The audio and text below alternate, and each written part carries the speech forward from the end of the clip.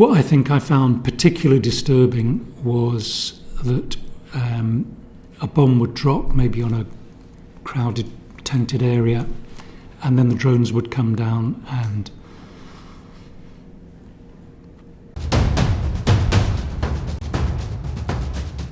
And the night before, we were sitting with the family having a meal, and they were describing the night before there was a burned car right there, and the woman, the mother of many of these children, was describing to us that she had been awakened at 2 o'clock in the morning with a kind of a screaming, insane, army veteran apparently, who was yelling at her in her face, and she was sleeping with her children right there.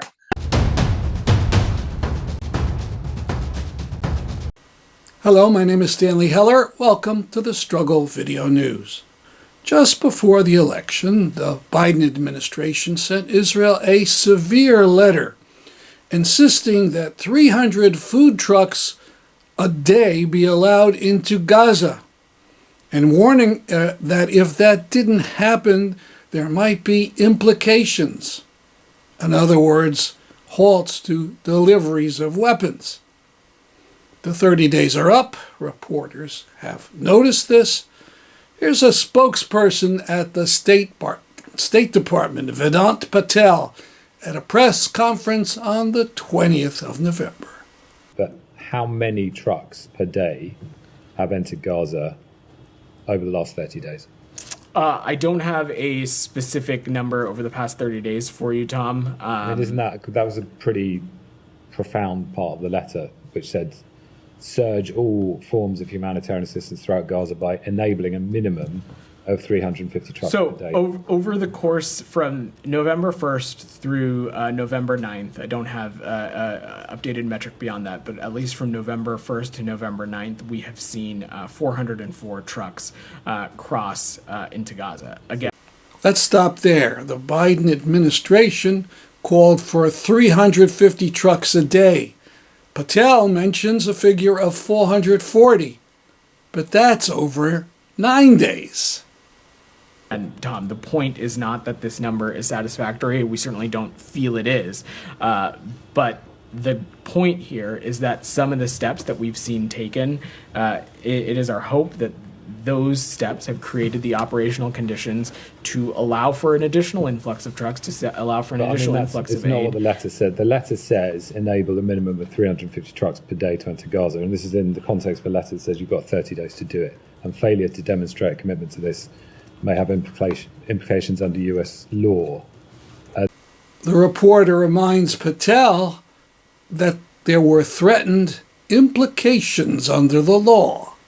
The United Nations says an average of 37 trucks a day have entered in the month of October. That's 1/10 of what you've asked for. Certainly, there needs to be more progress when it comes to the metrics for trucks, Tom. But again, the point that I was making, and I'll reiterate it here, is that our hope is that these kinds of changes have allowed for the operational adjustments to see an additional influx of trucks and to see if that metric can be met or not. And if it is not, of course, we're going to press and continue to raise this with our partners in Israel. Of course, not even 37 trucks a day of aid are getting to the people in Gaza. Isn't it? Because there's 100,000 people trapped in that besieged area, according to the United Nations, where they say there's been no food, there has been no water, there have been daily and repeated denials of humanitarian convoys by the Israeli authorities. Patel responded with all the supposed steps that Israel had taken, going on and on, blathering drivel. The idea that Biden would ever punish Israel for anything was always a fantasy. Now back to the real world.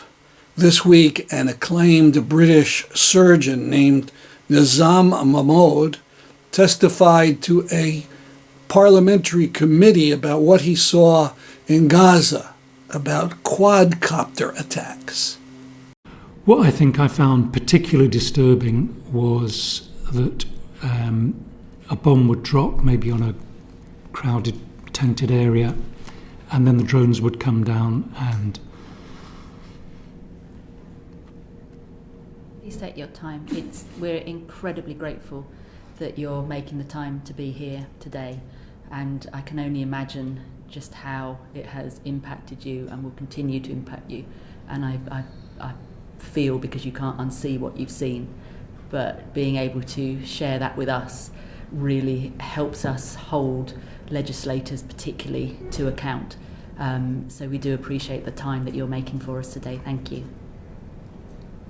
So the drones would come down and pick off civilians, children. And we had description after description. This is not, an occasional thing. This was day after day after day, operating on children who would say, I was lying on the ground after a bomb had dropped, and this quadcopter came down and hovered over me and shot me. And that's clearly a deliberate act, and it was a persistent act, persistent targeting of civilians day after day. We had 1 or 2 mass casualty incidents every day. Do remember that the Elbit company makes quadcopters. Connecticut has $1 million of pension money invested in Elbit. No doubt other eastern U.S. states do something similar. Speaking of investments, here's a Jewish Voice for Peace protest in New York City against an event selling millions in Israel bonds to real estate bigwigs.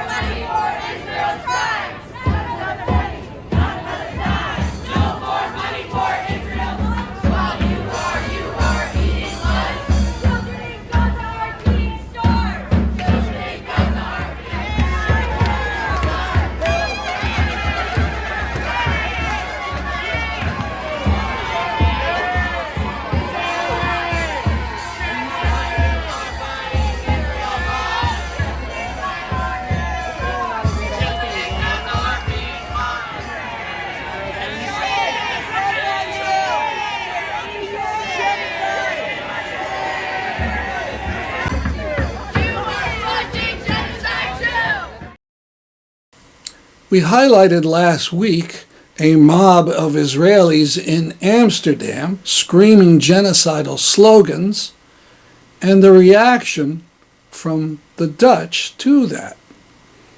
We also talked about the myth spread by the media that this reaction was an anti-Semitic pogrom.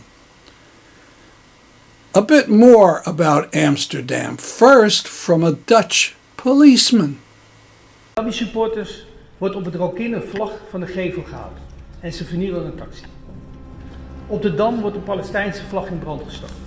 On the day of the match, a large group of Maccabi fans gathered in Dam Square in central Amsterdam. Some arrests were made after trouble between the Israeli club's fans and pro-Palestine protesters, police said. Then, on their way to the match, some Maccabi fans were filmed singing racist and anti-Arab songs.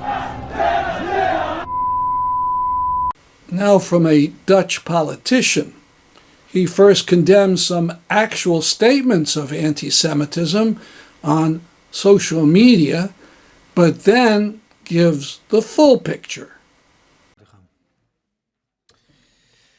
Voorzitter, als mensen worden aangesproken op het feit dat ze Joods zijn, is dat verschrikkelijk en moet dat aangepakt worden. En de uitspraken die we in de afgelopen dagen hoorden, zoals kankerjood en we gaan op jodenjacht, dat kan niet, dat mag niet en dat moeten we afkeuren. Antisemitisme is in alle vormen verschrikkelijk en moet bestreden worden. Hoe het zich ook uit, in woorden of in daden. Er is in Nederland geen plek voor haat. Het is terecht dat we in Nederland een discussie voeren over discriminatie en haat in onze samenleving. Maar die strijd tegen discriminatie wordt echter zwak als je selectief shopt in welke vormen van discriminatie je wil aanpakken. Het debat wordt ongeloofwaardig als vormen van discriminatie en haat doodgezwegen worden en gebagatelliseerd. Want de afgelopen dagen werd Amsterdam geterroriseerd door genocideverheerlijkers die dachten dat ze als een soort kolonisten Amsterdam onveilig konden maken. En dit Maccabi-tuig op genocideverlof kon vrijwel ongestoord huishouden. Terwijl de meerderheid van Amsterdam de pijn voelt van de totale vernietiging van Gaza en de door de Nederlandse regering gesteunde genocide, liep de bende Maccabi-tuig door de stad en scandeerde: fuck de Arabieren, er is geen school meer in Gaza, want er zijn geen kinderen meer. Racisme en genocideverheerlijking, het lachen om vermoorde kinderen terwijl de politie meekeek. Palestijnse vlaggen werden vernieuwd en in brand gestoken. Er sneuvelden ramen waar Palestijnse symbolen hingen. Het tuig terroriseerde de stad met planken, riemen en stalen buizen. Taxichauffeurs werden bedreigd en aangevallen. Dames met een hoofddoek kregen te horen: we weten jullie Arabieren nog wel te vinden, we maken jullie een kopje kleiner. We will kill you. En in een Israëlische krant konden we lezen dat Maccabi-tuig tegen elkaar zei en afstemde: we gaan op zoek naar Palestijnen om ze in Amsterdam in elkaar te slaan. En dan zou je denken dat deze Tweede Kamer zegt: deze buitenlandse inmenging van IDF-soldaten op genocideverlof, daar is geen plek voor in Nederland. Dit Maccabi-tuig met normen en waarden die totaal haak staan op waar Nederland voor staat, daar is geen plek voor. Wij gaan naast al die Nederlanders staan die in hun eigen stad worden geterroriseerd. Maar het was stil. Stil in de Kamer, stil in het kabinet. En al die Amsterdammers die in de afgelopen periode zijn aangevallen door dit Maccabi-tuig, zijn door de politiek en de rechtsstaat in de steek gelaten. Ze moesten in angst leven dat hun ramen werden ingegooid of dat ze een stalen buis in hun nek kregen, alleen maar vanwege hun steun aan de Palestijnen. Mensen die hun huis niet uit durfden, omdat dat genocidale tuig ze stond op te wachten. Waar was de rechtsstaat om deze mensen te beschermen? Waar was de politie om hier tegen op te treden? En waarom is het toegestaan dat deze mensen überhaupt naar Nederland kwamen? En hoe konden ze ongestoord hun haat spuwen? De mensen in het land die zien de rechtsongelijkheid en de onrechtvaardigheid. De hele Kamer die wil nu een debat voeren, maar deed niks toen de rode loper werd uitgerold voor IDF-soldaten die op social media posten lekker met genocidevakantie te zijn in Amsterdam. De hele Kamer wil nu in actie komen, maar deed niets tegen het anti-moslimracisme en de genocideverheerlijking. Hoe kunnen mensen nog vertrouwen in de rechtsstaat houden als ze zien dat het Maccabi-tuig als een stel kolonisten door Amsterdam kon trekken? En we zien nu politici als hyena's op de ontstaande situatie duiken om Geert Wilders rechts te kunnen inhalen. Als een aasgier roepen ze dat er sprake zou zijn van een integratiecrisis. Ze staan erop dat benoemd moet worden dat er een probleem zou zijn bij mensen met een Marokkaanse en een Noord-Afrikaanse afkomst. En natuurlijk zou het ook weer liggen aan de islamitische gemeenschap. Want islamitische jongeren die zouden voor een groot deel de Nederlandse normen en waarden niet onderschrijven volgens de regering. Volgens de regering.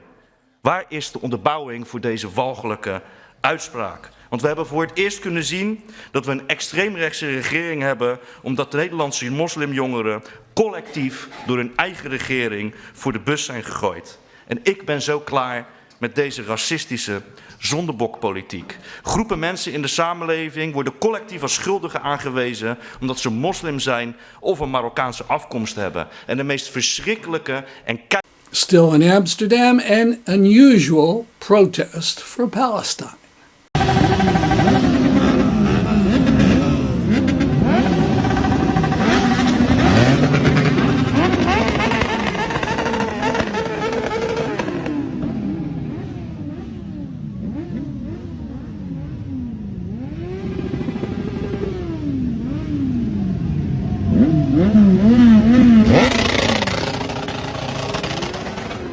And this flag-taking incident by a very speedy woman. This my shit. All the girls that feel like this. Few times been around that track, so it's not gonna happen like that.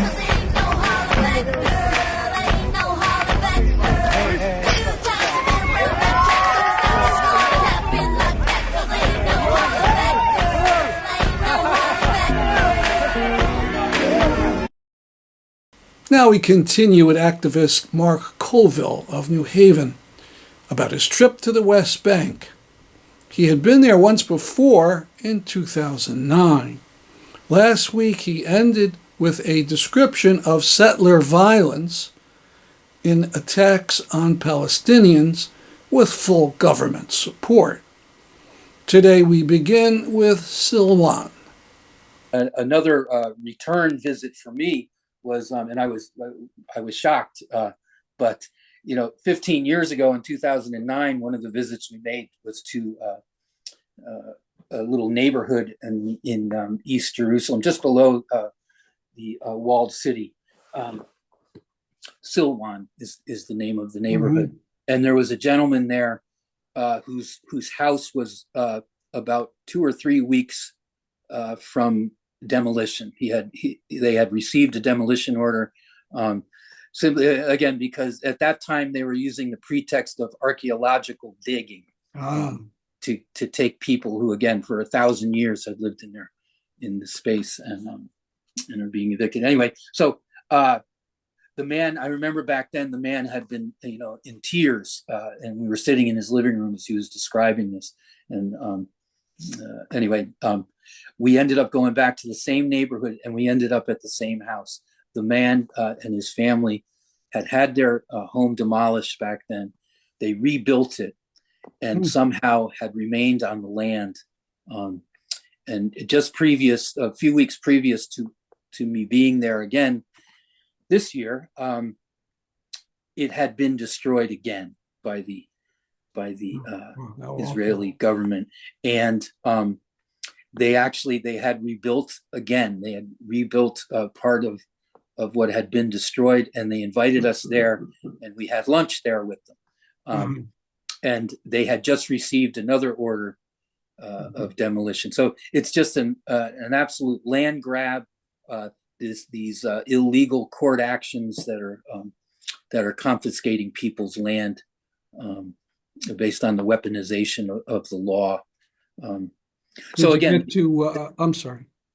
Just an ecosystem. Did you get to Hebron? I'm sorry. Did you get to Hebron?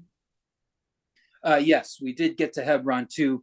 Again, in one of the farms outside of the city there. Hebron itself, we were supposed to go into the city, and the day we were going in, it had been shut down by the IDF. I should say that as we were proceeding on this delegation, and again, it went into, I believe we left on the 2nd of September, but the violence was escalating as we were there. In fact, we visited refugee camp Rafah, and it was 2 nights after we were there, and we were still in the West Bank.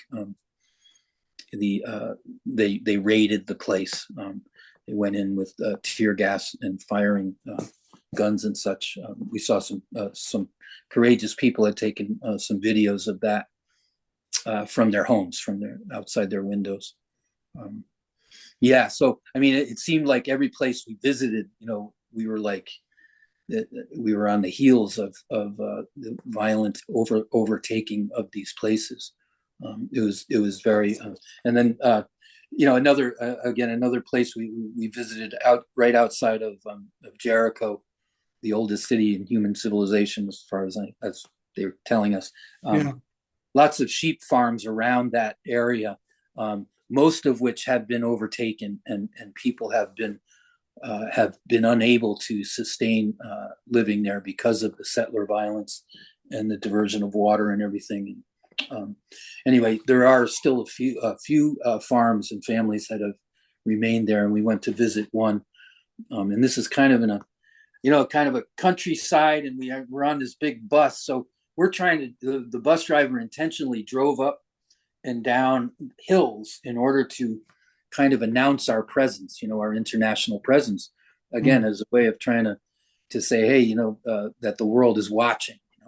And then we ended up walking onto this farm and spending a good part of the day with this family, just trying to, normalize things. There were all these kids running around, many of them with anxiety, all of them really, one young man, and the night before, we were sitting with the family having a meal, and they were describing the night before there was a burned car right there, and the woman, the mother of many of these children, was describing to us that she had been awakened at 2 o'clock in the morning with a kind of a screaming, insane,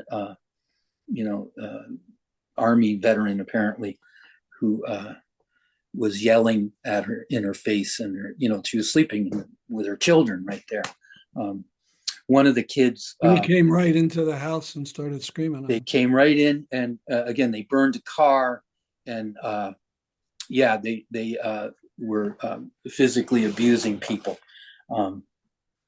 So they were describing all this, and one of the kids, must have been probably 8 or 9 years old, was sitting there, and he has like some kind of a developmental disability, but very communicative, but just a really anxious.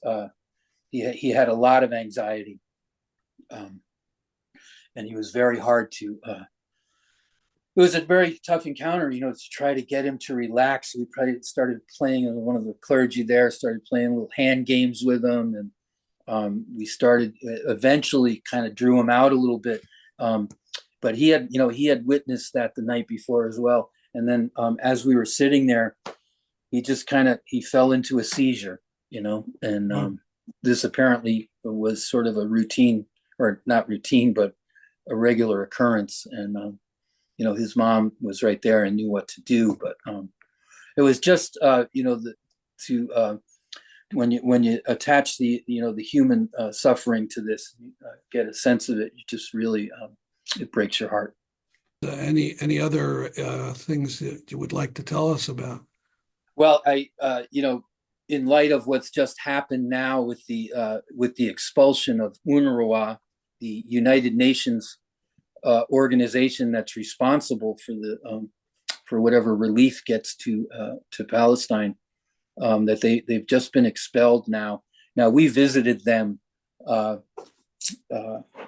for a morning there, and they were describing the scope of their work. I mean, there's like 100 schools, 70,000 students. Of course, most of the schools now have been destroyed, but things like, for example, they were talking about the polio vaccine, right? That that there had been some agreement. Finally, the Israeli government relented so as to ward off a polio epidemic in Gaza, where they have obviously shut down and embargoed and kept aid from getting in. They let the polio vaccine get in, but UNRWA, one of the things they were trying to tell us and the international community is that you have to have a chain of refrigeration in order to distribute that, and they simply can't do it because they're just shutting off the electricity at will. They're bombing schools, bombing hospitals. It's impossible. Their work has become more and more impossible. They were officially labeled a terrorist organization by the Israeli Knesset, as you know. And now, and we're not talking about an organization that was thrown together in the past. This is the same organization that gave aid and comfort to Israel when they first were settling Israel. When all the the Europeans were coming in and taking land there.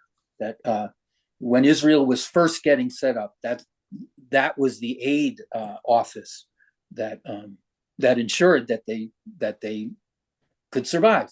Okay, and that's what they have systematically now dismantled. The only source of aid really that was available to them, and now they're intentionally starving a whole population, and they're trying to, of course, now extend that to the West Bank. They're trying to Gazify, or they're succeeding in what they call Gazifying the West Bank. You just struggle for words. It's so cruel. And do any U.S. politicians want to hear what you have to say? Any of the Connecticut federal officials, congresswoman, senators? Yeah, I've been very close to the Yale campus protests here, and the campus encampments that sprung up last semester during the spring there, and yeah, I mean, I've been joining them. They've been chasing these politicians all over Connecticut, trying to embarrass them for their support of this, and yeah, that's very depressing.